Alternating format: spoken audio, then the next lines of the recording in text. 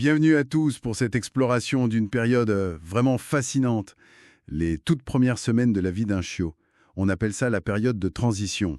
Et franchement, c'est un moment où tout bascule pour eux. Ah oui, c'est une transformation incroyable en très peu de temps. Tout à fait. Et d'ailleurs, cette analyse un peu plus poussée, elle vous est présentée par notre partenaire, The Dog Corner. Alors, juste après la naissance, on sait qu'ils sont complètement dépendants, un peu dans leur monde, quoi. C'est ça, aveugle, sourd, totalement dépendant de la mère pour tout. Une petite bulle. Exactement. Alors, comment est-ce qu'ils s'ouvrent au monde extérieur? Par quoi ça commence? Eh bien, ça commence par les sens, logiquement. D'abord, l'ouverture des yeux. C'est une étape assez marquante. Oui, on imaginait.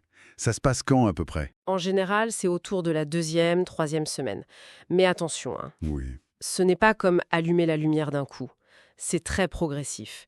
Les paupières s'entr'ouvrent, la vision devient nette petit à petit. Ah, d'accord. Et pareil pour Louis, j'imagine. Exactement pareil. Les conduits auditifs s'ouvrent aussi pendant cette période, et là, c'est tout un monde de sons qui apparaît, mais graduellement. C'est vraiment le début de leur interaction, consciente, on peut dire. Oui, c'est ça. Le passage d'un monde très limité, très sensoriel interne, à quelque chose de beaucoup plus riche. Et quasi en même temps, ou juste après, il y a l'arrivée des dents de lait, c'est ça? Tout à fait. Les petites dents pointent le bout de leur nez. Ça, c'est souvent le signal que, bon, les jeux vont devenir un peu plus intenses. Avec des mordillements. Exactement. C'est le début des interactions sociales un peu plus complexes dans la portée. Ces dents, elles servent à ça aussi. C'est-à-dire? C'est grâce aux réactions de la mère et des autres chiots, quand ils mordent trop fort, qu'ils apprennent à doser. C'est l'inhibition de la morsure. Ah oui, une leçon cruciale pour la suite. Fondamentale. Et ça coïncide aussi avec le début du sevrage alimentaire, tout doucement. Logique. Une fois que les sens sont en éveil, que les dents sont là, le monde s'agrandit, non? Comment ils partent à l'aventure?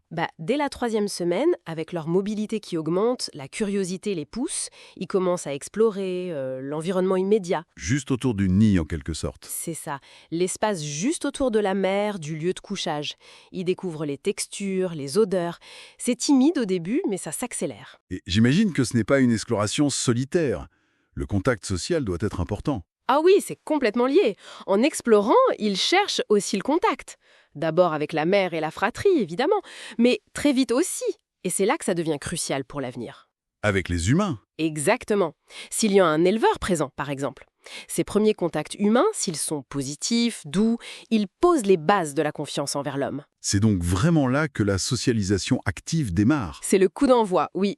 Une période très courte, quelques semaines à peine, mais avec un impact énorme. D'où l'importance de bien comprendre ce qui se joue à ce moment-là, surtout si on élève ou si on s'apprête à accueillir un chiot. Absolument. Les expériences qu'ils vivent ou qu'ils ne vivent pas pendant cette fenêtre de tir, ça façonne durablement leur comportement. C'est-à-dire que ça peut prévenir des problèmes plus tard. Tout à fait. Une bonne socialisation précoce, riche en expériences variées mais toujours positives, ça aide énormément à prévenir les peurs, l'anxiété ou même certaines formes d'agressivité. Et à l'inverse, un manque de stimulation. Un manque de stimulation ou des expériences négatives peuvent entraîner des difficultés d'adaptation assez sérieuses plus tard.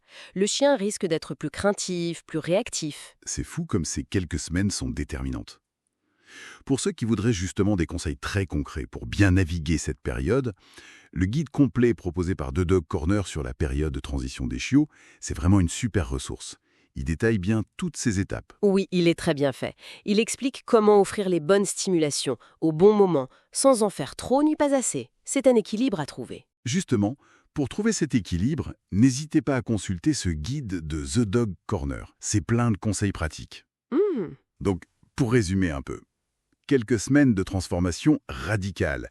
Éveil des sens, début de la motricité, premières interactions sociales. C'est ça. Une fondation essentielle sur laquelle tout le reste va se construire. Incroyable. Et ça m'amène à une petite réflexion pour finir. Je vous écoute. Si ces premières semaines posent les bases de la perception du monde et de la confiance, dans quelle mesure est-ce que les choix faits par la nouvelle famille, une fois le chiot adopté, continuent de modeler cette base ? Je pense à l'environnement qu'on lui offre, au type d'interaction quotidienne, aux méthodes d'éducation choisies dès son arrivée. Comment tout ça vient sculpter, ou parfois même contrecarrer, ce qui s'est mis en place au tout début ? C'est une excellente question. Ça montre bien que le travail continue bien après ces premières semaines cruciales. La responsabilité de la nouvelle famille est énorme.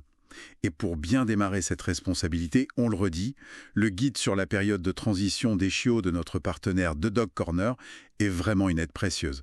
allez y jeter un œil. Merci de nous avoir écoutés.